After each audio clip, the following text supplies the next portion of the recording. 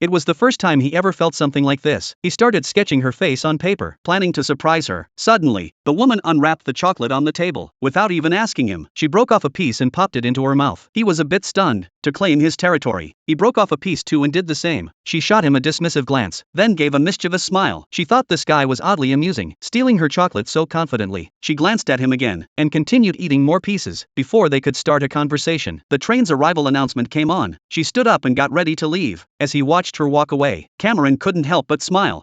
Je vous l'offre. But soon after, he realized his own chocolate had been in his pocket the whole time.